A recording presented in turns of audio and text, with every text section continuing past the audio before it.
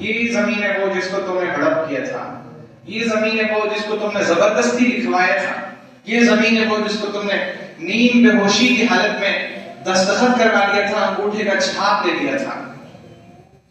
اور اس کے بعد معاملہ یہ ہے کہ جب آپ نے کسی کی زمین لے لی اور پھر آپ نماز بھی پڑھتے ہیں، روزہ بھی رکھتے ہیں، حج بھی کرتے ہیں، زکوٰۃ بھی دیتے ہیں تو آپ روزانہ مسلسل ایک گناہ میں مبتلا ہے، مسلسل ایک گناہ چل رہا ہے، ہڑپ کرنے کا گناہ۔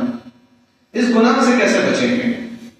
اور پھر آپ زمین لیے دوسرے کی، کیوں بھائی آپ کے بچوں کو زیادہ زمین مل جائے، پھر آپ کے بچے فائدہ اٹھا رہے ہیں، آپ قبر میں جا کے عذاب جھیل رہے ہیں۔ فائدہ کیا ایسی زمین کا؟ ایسی زمین کا کوئی فائدہ نہیں۔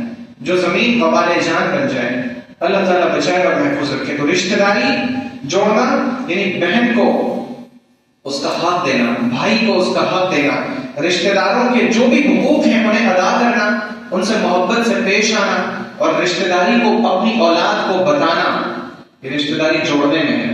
آج ہماری جو نسل ہے یہ الفا ہے، بہت تیز، بہت ذہین، ایک عجیب جنریشن ہے جس کے ہاتھ میں موبائل ہے، انٹرنیٹ ہے، آرٹیفیشل انٹیلیجنس ہے، اور ایک ایسی نسل ہے جو زمینی حقیقتوں سے بہت دور ہے۔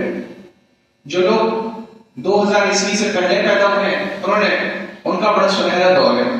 انہوں نے لالٹین بھی دیکھا، پھر لیمپ بھی دیکھا، پھر انہوں نے بجلی بھی دیکھی، ہاتھ کے پنکھے سے بھی کام چلایا اور اس پنکھے سے بھی چلایا، اے سی سے بھی چلا رہے ہیں۔ آج جو لوگ پیدا ہو رہے ہیں اے سی میں پیدا ہی ہو رہے ہیں، ہاتھ میں موبائل لے کے۔ بچوں کو کھلونے نہیں ملتے، مٹی سے نہیں کھیلتے ورنہ ان کے اخلاق درست ہوتے ہیں۔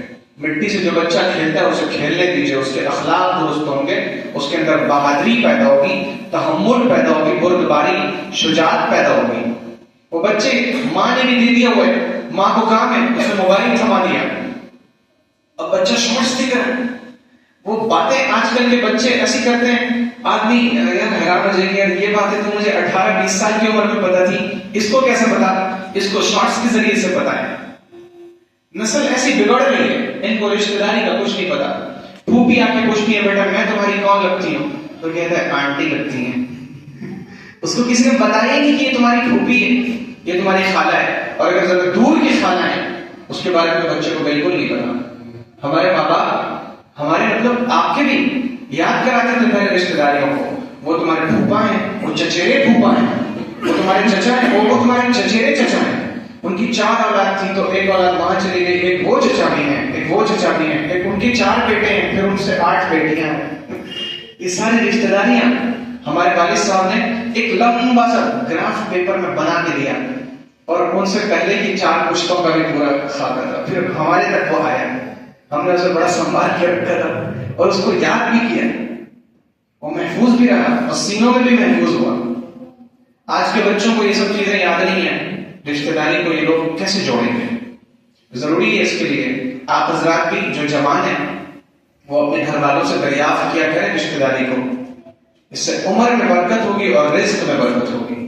اور جو اولاد کو والدین بتاتے ہیں ان والدین کی عمر میں برکت ہوتی ہے اور روزی میں برکت ہوتی ہے، اور زمین میں ہم فساد نہیں مچاتے، اور جو کافر ہیں وہ فساد مچاتے ہیں۔ فساد کیسے مچاتے ہیں؟